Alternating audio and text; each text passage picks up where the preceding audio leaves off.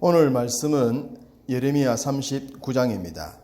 결국 함락된 예루살렘이라는 주제로 말씀을 전하겠습니다. 요시야 왕 때로부터 시드기야 왕 때까지 예레미야 선지자는 한결같은 메시지를 전했습니다. 장차 바벨론이 국제적인 대세가 될 것이지만 바벨론 또한 하나님의 도구에 불과하며 이스라엘은 70년 포로 생활을 통해 새로운 민족으로 거듭나게 될 것이라고 말합니다. 비록 바벨론 이후의 국제적인 정세는 짐작할 수 없었을지라도 500년 대제국 아수르가 바벨론에 무너지는 것을 봤다면 예레미야의 예언이 결코 헛된 것이 아니라는 것을 누구보다도 시드기야는 알만했을 것입니다. 뿐만 아니라 앞장에서 말씀을 드렸듯이 그는 바벨론에 이미 1, 2차 포로로 잡혀가 있는 이스라엘 백성들의 삶을 보면서 선지자의 예언이 확실하다는 것을 체험을 했을 정도입니다. 그렇지만 그 자존심이 뭐라고, 체면이 뭐 그리 중요하다고 그런 것들 때문에 마지막 살아날 기회를 날려버리고 만단 말입니까?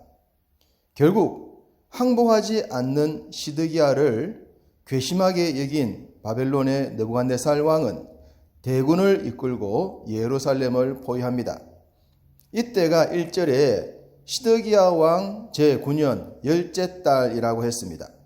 그리고 2절 시드기야 왕 제11년 넷째 달 9일에 성이 함락되었다고 합니다. 정확한 시기로는 BC 588년 1월 바벨론의 군대가 예루살렘을 포위했고 586년 7월에 함락이 되었다는 것입니다.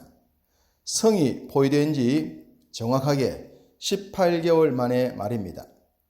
다윗에 의해 워낙 튼튼하게 무장했던 예루살렘 성이었지만 바벨론이 자존심을 걸고 무너뜨리고자 했기 때문에 18개월을 걸려 망대와 토성을 쌓아 예루살렘 성벽을 넘어 정복했던 것입니다. 시드기야는 바벨론 군대가 쉽게 예루살렘을 정복하지 못함을 보고 한 가닥의 희망을 가졌을는지 모르지만 결국 그 모든 희망은 물거품이 되고 말았습니다. 아브라함이 갈대아 우르에서 하나님의 약속을 믿고 본토 친척 고향 땅을 떠나 새롭게 정착했던 땅이 이곳이었습니다. 백세에 얻어 청소년이 된 아들 이삭을 번제로 드리기 위해 제단을 쌓았던 모리아 산상도 바로 이곳이었습니다. 다윗은 여부서 사람들이 살고 있던 정복하기 힘들었던 성을 점령하여 난공불락의 도성으로 탈바꿈을 시켰던 곳이기도 합니다. 그리고 성전의 기초를 닦았던 다윗과 그의 아들 솔로몬에 의해 하나님의 성전을 건축했던 장소가 바로 이곳이었습니다. 약속의 땅 가나안, 하나님께서 특별히 선택하신 예루살렘, 하나님께서 직접 임재하시기를 기뻐하셨던 예루살렘 성전, 그 성전이 이방인 바벨론의 느부갓네살 왕에 의해 파괴되고 맙니다. 하나님께서 이 성을 파괴하시지 않기 위하여 그렇게도 많은 당신의 종들을 보내셨고 말씀을 주셨지만 이제 그 모든 것들이 다 허사가 되고 말았습니다. 성전 불멸사상, 성민 불패사상으로 충만했던 이스라엘.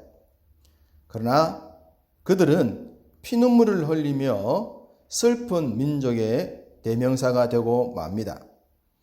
바벨론의 예루살렘 정복을 열왕기하 25장 1절과 2절은 이렇게 기록합니다. 시드기야 제9년 열째 달 10일에 바벨론의 왕 느부갓네살이 그의 모든 군대를 거느리고 예루살렘을 치러 올라와서 그 성에 대하여 진을 치고 주위에 토성을 쌓음에 그 성이 시드기야 왕 제11년까지 포위되었더라. 이 장면은 근 2년 동안 시드기야가 목격했을 현상들입니다. 그럼에도 불구하고 시드기야는 끝까지 바벨론에 저항을 했었죠. 눈앞에 적군의 망대와 토성이 쌓여져 올라오는 것을 2년여 동안이나 보면서도 말입니다. 예레미야는 그러한 바벨론에 저항하면 할수록 바벨론의 분노만 높아진다는 것을 누차 말했습니다. 그럼에도 불구하고 변하지 않는 시드기야로 인해 선지자가 할 수 있는 것은 아무것도 없었습니다. 그러다가 진짜로 바벨론의 군대가 예루살렘 성벽을 넘어오자 시드기야는 비겁하기 짝이 없는 행동을 합니다. 그렇게도 당당하게 주의 뜻을 무시하고 바벨론에 저항할 것 같았으면 끝까지 싸우기라도 했으면 좀 다행이지 않겠습니까? 그런데 개구멍을 통해 도망을 치고 말았습니다. 이왕 도망을 쳤다면 잡히지나 말지 부끄럽게 잡혀서 돌아옵니다. 하나님의 뜻보다 자신의 체면과 자존심을 더 중요하게 생각했는데 도망가다 잡혀오는 모습은 도대체 뭡니까? 이런 것이 더 부끄럽고 더 수치스럽지 않겠습니까? 치욕적인 모습으로 잡혀온 시드기야를 세워놓고 느부갓네살은 시드기야의 아들들을 잔인하게 죽이기 시작합니다. 그리고 주의 뜻을 외면한 채 권력에 심취하여 왕의 혓바닥 노릇을 했던 모든 고관들도 죽이기 시작합니다. 뿐만 아니라 시드기야는 직접 두 눈이 살아있는 채 빼내지게 됩니다. 아마도 과다출혈로 죽지 않게 하기 위해 뜨거운 새 꼬챙이로 두 눈을 뽑았을 수도 있습니다.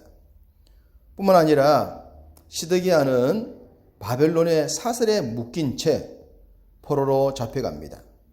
시드기야가 그렇게 중요하게 여겼던 체면과 자존심과는 거리가 멀어도 너무 먼 모습들입니다. 자신의 잘못된 선택에 의해 자신의 눈앞에서 자신의 자식들이 죽어나가는 것을 보았을 시드기야의 마음은 어땠을까? 주의 뜻을 외면하고 무시한 자의 결과는 너무나도 비참합니다.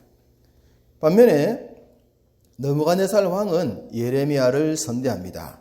12절 그를 데려다가 선대하고 해하지 말며 그가 내게 말하는 대로 행하라고 말입니다. 예레미야는 그동안 시드기야를 비롯한 같은 민족에 의해 핍박당하고 폭행당하고 감금당하고 죽임당할 뻔했습니다. 그런데 지금은 이방인에 의해 특별한 대우를 받고 있습니다. 참 아이러니합니다. 물론 이것은 하나님의 뜻에 순종했을 때 얻게 된 결과물이지만 말입니다. 이방인에 의해 선한 대접을 받았던 예레미야 선자의 마음은 결코 시원하거나 기분 좋지는 않았을 것입니다. 도끼가 오를 대로 올랐던 느부갓네살에 의해 드디어 무서운 심판이 진행되고 있었습니다. 그 무서운 심판의 현장을 목격했을 때 살아있는 사람들은 살아있다는 사실이 더 무섭고 더 두려웠을 수 있습니다. 이렇게 두려웠을 그 시간에 하나님은 또 한 사람에게 긍휼을 베푸십니다. 그 사람은 앞선 38장에 등장했던 에벳 멜렉이라는 구스 사람입니다. 그가 죽임을 당하지 않고 긍휼을 받았던 이유를 본문 18절은 이렇게 기록합니다. 내가 반드시 너를 구원할 것인즉 내가 칼에 죽지 아니하고 내가 노략물같이 내 목숨을 얻을 것이니 이는 내가 나를 믿었음이라 여호와의 말씀이니라. 그는 선택받은 유대인이 아니라 이방인이었던 구스인이었습니다. 그리고 고관이 아니라 내시에 불과했습니다. 그렇지만 그는 여호와를 신뢰했고 선지자 예레미야를 신뢰했으며 주의 종을 지키기 위해 자신의 목숨까지 걸고 왕에게 조언까지 했었다고 38장 8절부터 13절에 기록하고 있습니다. 왕의 종이란 뜻을 지닌 에벳 멜렉은 혈통과 신분을 초월하여 하나님 보시기에 의로웠던 자입니다. 그는 하나님의 종을 살리기 위해 자신의 목숨까지 걸 정도로 결단력과 용기를 가졌던 사람이었습니다. 그는 왕의 종에 불과했지만 왕이었던 시드기야보다 훨씬 더 의롭고 멋진 사람이었습니다.